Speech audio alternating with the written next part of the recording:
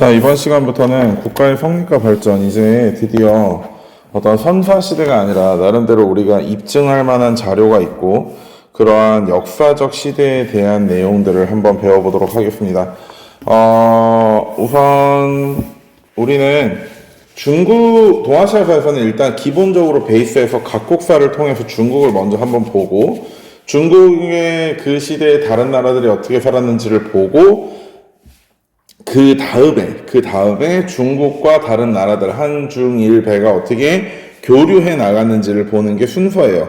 동아시아사를 배우는 순서는 이런 식으로 나아가거든요. 자, 그리고 이 동아시아사 수업에서 선생님은 세계사를 선택한 친구들의 동양사 영역까지 한번 보려고 하기 때문에 각국사 부분을 조금 세밀하게 들어갈 겁니다. 즉 실제 동아시아사에서 나오지 않는 영역이라 하더라도 세계사에서 나올 만한 영역이라면 가르칠 거예요. 그러면 동아시아사 배우는 친구들이 손해 아니냐라고 이야기할 수 있는데 실제적으로 역사에서 무언가를 배워서 손해가 일어나기보다는 오히려 문제를 푸는데 도움이 될 수 있는 확률이 훨씬 많거든요. 그렇기 때문에 그냥 같이 조금 더 공부할 분량이 늘어난다고 생각하지 말고 그냥 조금 더 배운다라는 생각으로 같이 접근했으면 좋겠어요.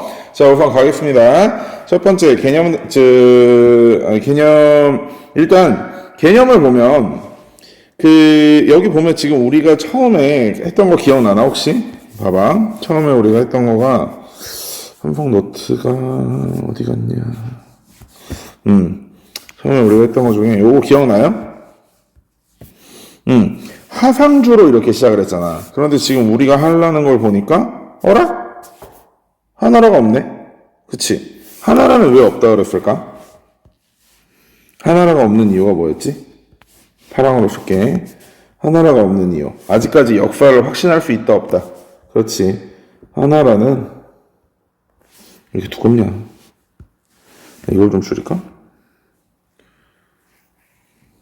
아니 근데 항상 두 번째 칸으로 썼는데 아직도 의견이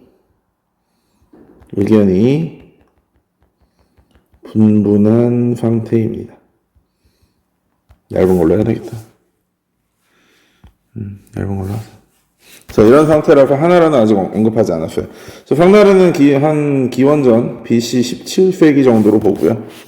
그 다음에 BC 기원전 11세기 정도까지 이어졌다고 생각이 됩니다. 상나라와 은나라는 같은 곳이에요. 은허라는 유적에서 국가의 어떤 유물들이 발견이 됐기 때문에 은나라라고도 합니다.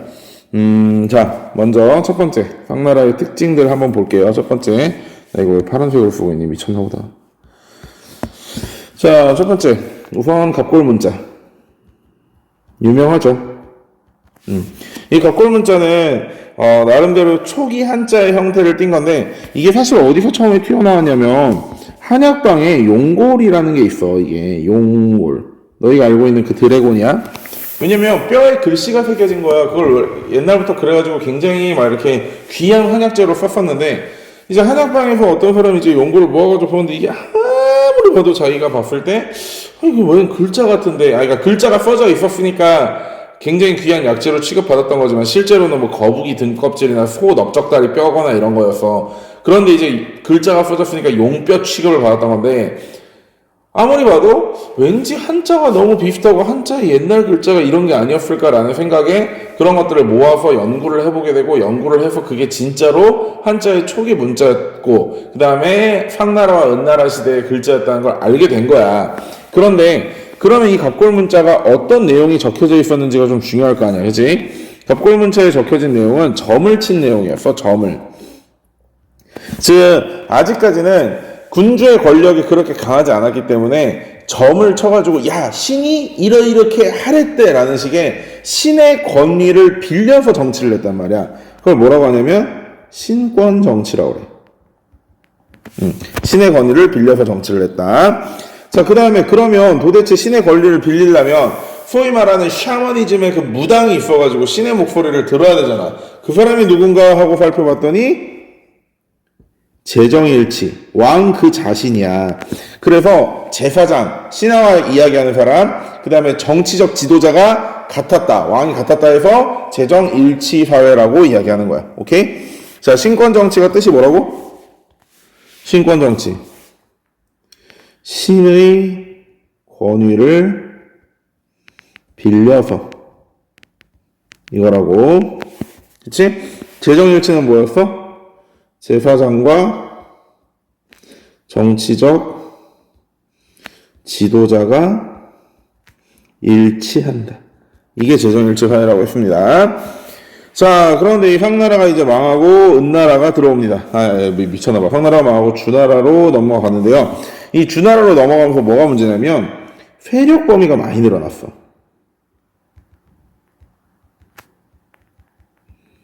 세력 범위가 증가했다는 게 무슨 소리냐고? 잠깐만. 자, 동아시아사를 볼게. 동아시아사 교과서에서 보면 지금 흔히 형광펜을 한번 해볼까? 자, 요게 지금 상해 세력 범위라고 나와 있잖아. 안 보여? 좀 크게 해줄게. 상해 세력 범위라고 나와 있잖아. 그치? 근데 이게 아니라 주의 세력 범위는 이 지역도 늘어나고 이 지역도 늘어나고 이 지역도 늘어나고 이 지역도 늘어나고 여기도 늘어났어. 그치? 점점 더 이제 어떻게 된 거야? 영역의 범위가 커졌단 말이야. 이제 페이지 지우고. 영역의 범위가 커졌기 때문에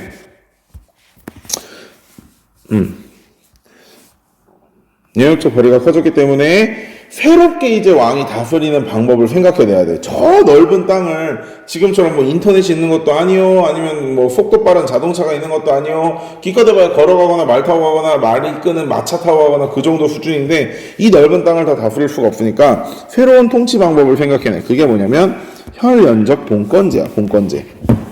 봉건제가 두 가지가 있거든.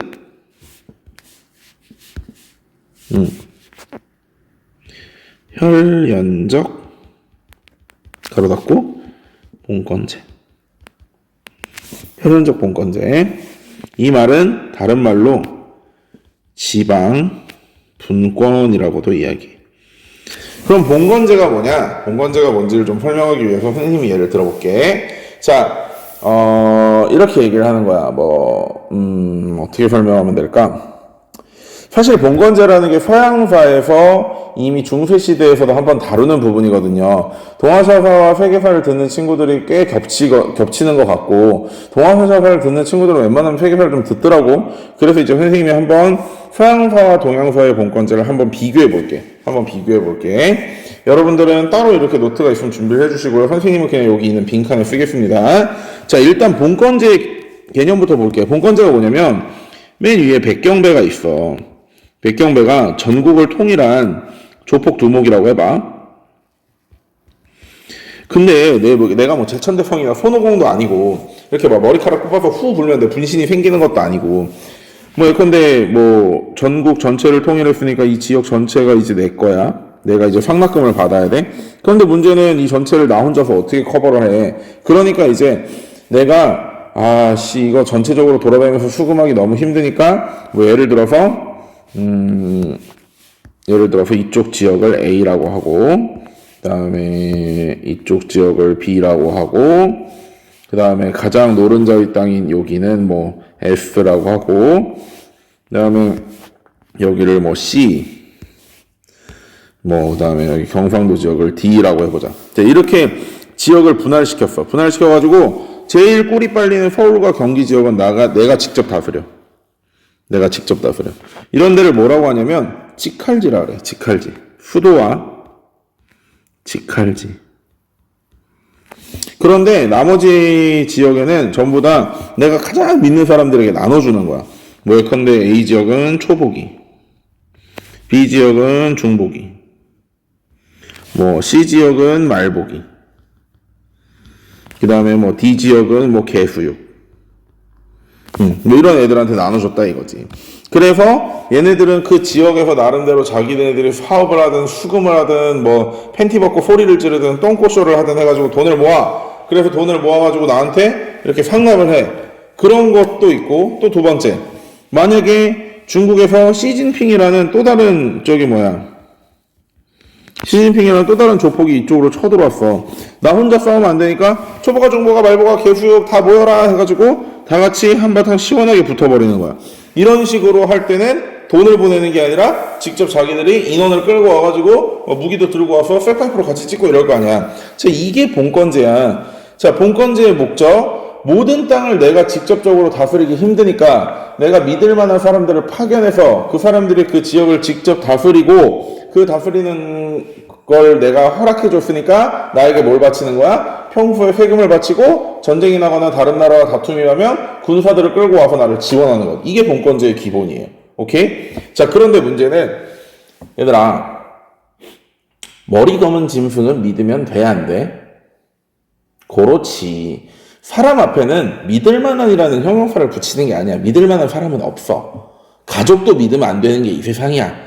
나는 평화로운 도덕 선생님, 윤리 선생님 이런 사람이 아니어서 저는 가족도 안 믿어요. 가족도 안 믿는데 어쨌든 사람을 그나 믿을 수 없지만 그래도 조금이라도 더 믿음이 가는 건 가족이야, 일반인이야.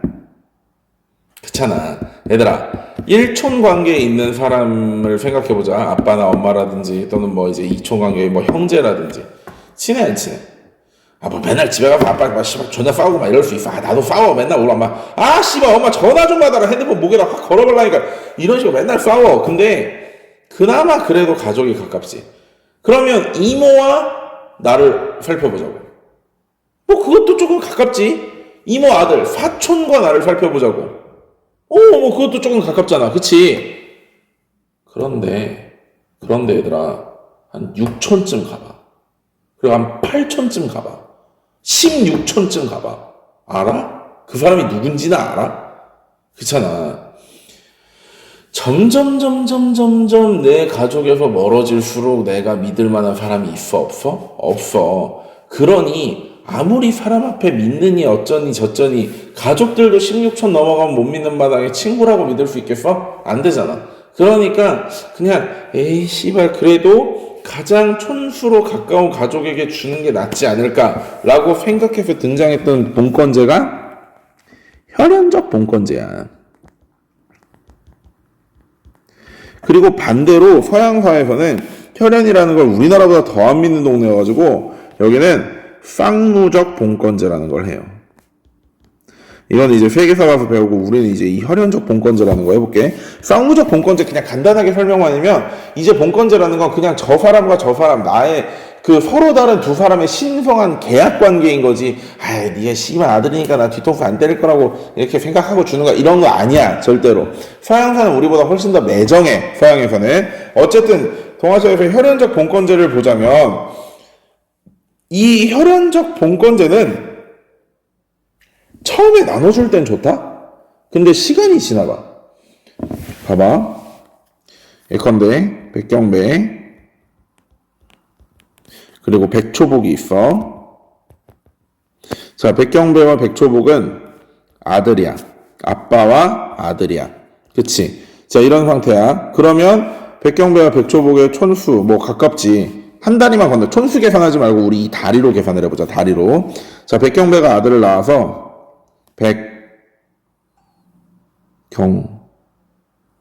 백조배. 백초복이 아들을 낳아서 백중복.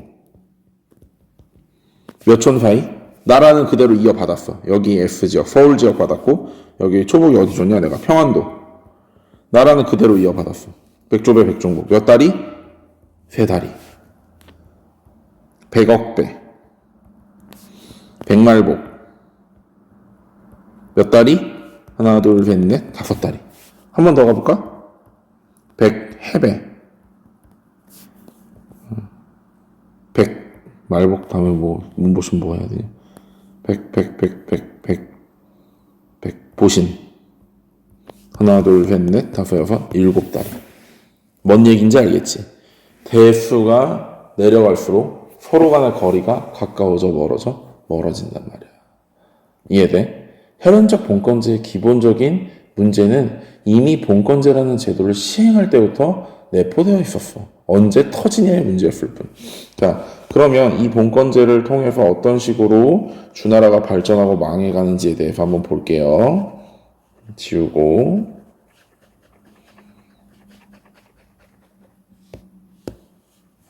자, 봅시다. 본권제라는 건 아까 선생님이 이야기했듯이 왕과 제후가 있는데 왕, 백경배, 제후, 초복이, 중복이, 말복이들 자, 왕은 제후에게 뭘 주죠? 왕은 제후에게 토지를 줍니다. 그리고 보호를 해주죠. 반대로 제후는 충성을 바치죠. 그 충성에는 뭐가 있어? 돈과 군사적 충성이 있어. 즉 아까 이 지도에서 시진핑이가 이렇게 쳐들어오면 여기 있던 초보기가 먼저 시진핑을 맞아 싸워야 되잖아. 그때 여기 있는 내가 얘를 안 도와줄까? 초보가 너 혼자 알아서 잘해봐. 이렇게 하겠어? 아니지. B와 C와 D에 있는 초보기, 중보기, 말보기, 개수육을 다 끌고 가가지고 여기서 시진핑과 같이 싸워줄 거 아니야. 즉 왕은 초보기에게 토지도 줬지만 반대로 초보기가 외부의 위협과 싸우고 있을 때 그걸 같이 보호도 해준단 말이야.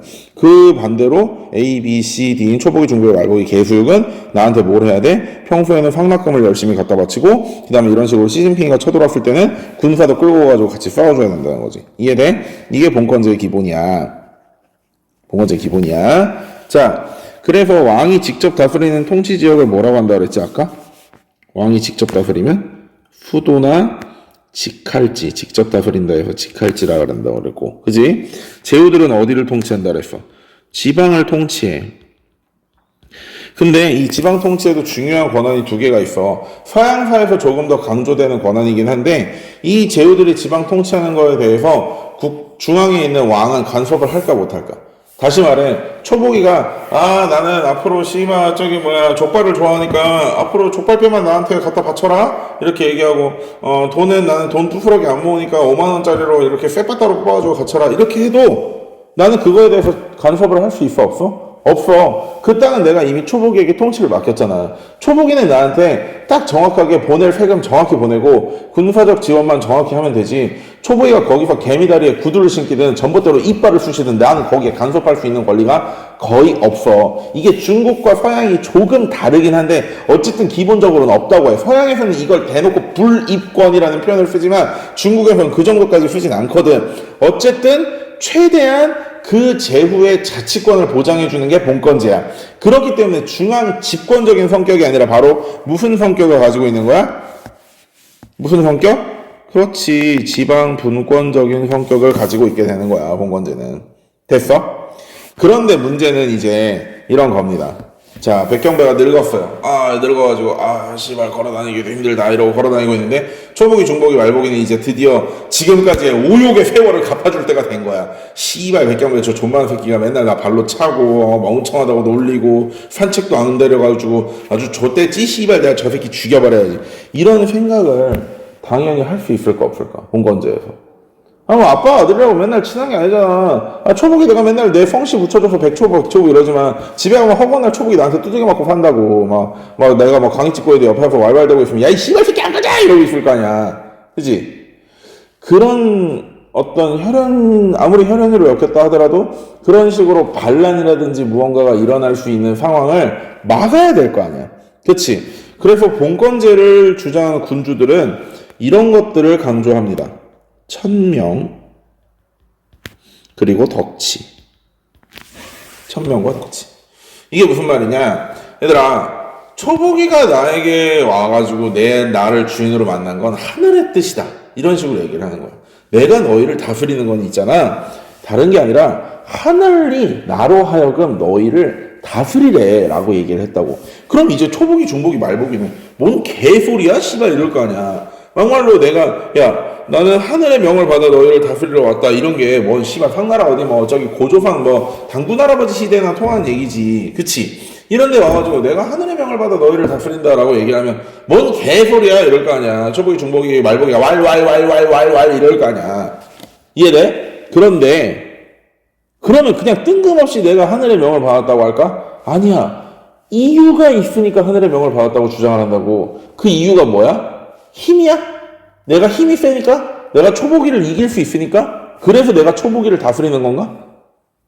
그렇다고 말한다면 내가 약해지면 초보기는 나를 씹어가지고 두개골 할짝 핥아먹어도 되네? 돼, 안 돼? 안 되지.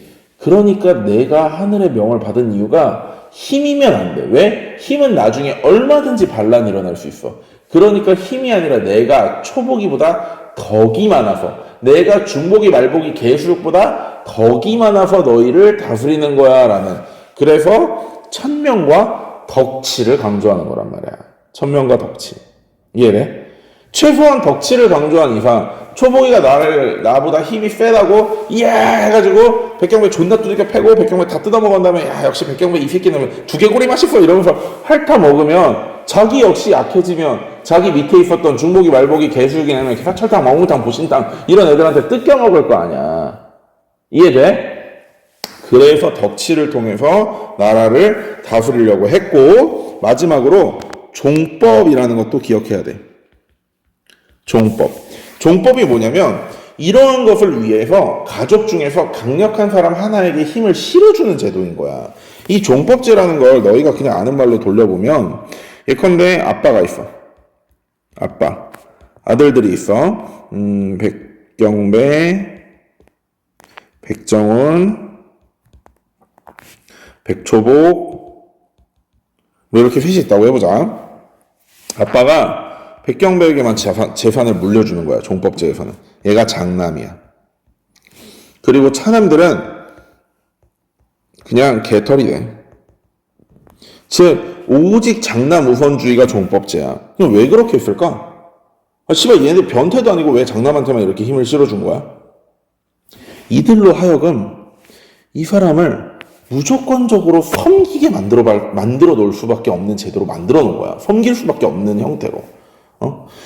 무조건 장남이 최우선이다.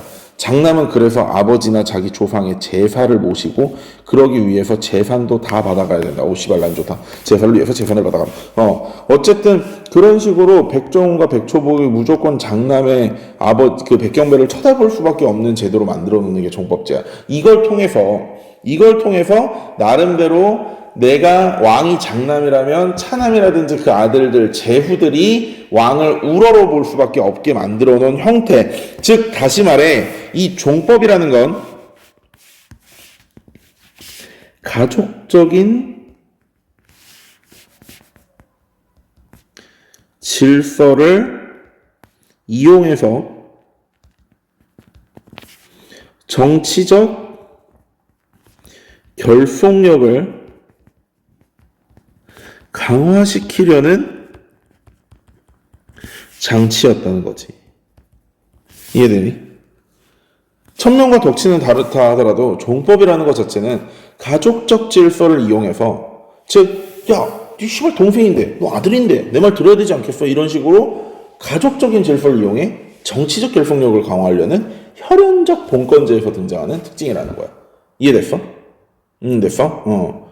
어려우면 요 영역 선생님이 설명한 영역 다시 한번 들어보자. 정리해줄게. 자, 너무나 땅이 넓어졌기 때문에 왕 혼자서 못 다스리니까 부하들을 보내서 다스리는 본권제라는 게 발전을 했어. 그런데 이 본권제는 쌍무적 본권제와 혈연적 본권제가 있는데 동아시아에서는 그래도 자기가 그나마 조금 믿을 수 있는 가족 중심의 혈연적 본권제를 선택을 했단 말이야. 그런데 실제로 이 혈연적 본권제는 시간이 지나면 지날수록 피가 엷어지면서 즉 가족 간의 다리가 늘어나면서 점점 약해질 수밖에 없는 구조를 내포하고 있었어. 어쨌든 왕은 제후에게 토지와 보호를 해주고 반대로 제후는 돈과 군사적 충성을 맹세했다라고 알고 있으면 돼. 그리고 왕은 제후를 나름대로 컨트롤하기 위해서 여러 가지 주장을 했는데 첫 번째는 내가 하늘의 명을 받아서 다스린다는 거고 왜 하늘의 명을 받았나 해보니까 내가 덕이 있어서 그것을 받았다는 거야. 그래서 천명과 덕치를 강조하고 또 종법제도라는 제도를 통해서 가족적인 질서를 통해 본권 사회의 제후들을 어떻게 컨트롤해보려는 정치적 결속력을 강화시켜보려는 어떠한 장치로서 삼았다라고 이야기하면 될 것 같습니다. 자, 그러면 이제 보자. 동주로 넘어가 볼게. 자, 이제 기원전 8세기 정도에 기원전 8세기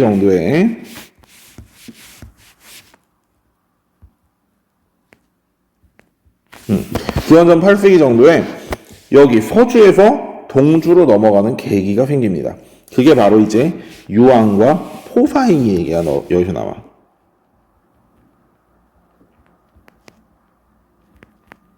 뭐 적으려면 적고 말면 포사라는 사람이 있었어. 엄청 이뻤대. 엄청. 근데 씨발 항상 얼굴이 죽을 상이었대. 맨날 찡그리고 있는 거야. 씨발, 씨발. 이렇게 찡그리고 있는데도 이뻤대. 그럼 존나 이쁜 거다, 그지? 근데 이왕이라는 사람이 이런 생각을 한 거야. 이왕이 주나라의 왕이야? 야, 쟤는 씨발 찡그려도 이쁜데 웃으면 얼마나 이쁠까? 이런 생각을 해가지고, 야, 우리 씨발 내 마누라 아니야? 첩이었지. 내가 우리 애인이 웃는 걸 웃게 해주는 사람은 내가 씨발 존나 상 주고 막 잘해줄게. 이렇게 왕이 해가지고 별 5만 잡것들이 다 와가지고 포사를 웃겨보려고 했는데 그게 안 됐단 말이야. 근데 어느 날 하루는 그 봉화, 옛날에는 이제 뭐 LTE도 없고 뭐 아이폰도 없고 핸드폰도 없으니까 연락이나 전달 이런 걸 어떻게 하겠어. 뭐 말로 직접 가서 얘기를 하든지 봉화를 피우든지 이런 걸 거 아니야. 그래서 봉화를 피우는데 그 봉화를 관리하던 병사가 실수로 봉화를 잘못 피운 거야. 그래가지고 모든 그 주변에 있는 모든 국가들에게 야 좆됐어 주나라에 누가 쳐들어왔대 이렇게 된 거야. 야 아까 내가 본건제에서 왕이 제후가 왕에게 해야 되는 것 중에 하나가 뭐가 있다 그랬지? 그렇지 싸울 때 군사를 일끌고 달려가야 되나. 그래가지고 막 초복이 중복이 말복이 개수육 보신탕 사철탕 멍멍탕이가 막 자기 군사들 이끌고 막 헐레벌떡 가가지고 여기까지 왔어. 여기까지 왔는데 야 그거 실수였대 이렇게 된 거야. 얘는 허탈하잖아. 아 씨발 길 가다가 뭐 묻어놨던 뼈다귀나 파먹어야 되겠다 하고 이렇게 다 돌아갈 거 아니야. 그걸 보고 포사가 존나 웃은 거야. 리얼 사이코패스지 이 새끼는. 그랬더니 유황이 거기다 홀레당 넘어가지고 아 씨발 개새끼들이 개짓거리를 하면 얘는 웃는구나 라고 된 거야. 그래가지고 허구한 날 이제 심심할 때마다 야 봉화 좀 한번 펴봐라 가지고 저기 초복이 중복이 말복이 개수육 보시탕 사철탕 멍멍탕이가 왈랄 그러면서 이제 중앙으로 달려오는 걸 보는 거야. 이러니 걔들 입장에선 빡쳐 안 빡쳐? 빡치지. 그래서 실제로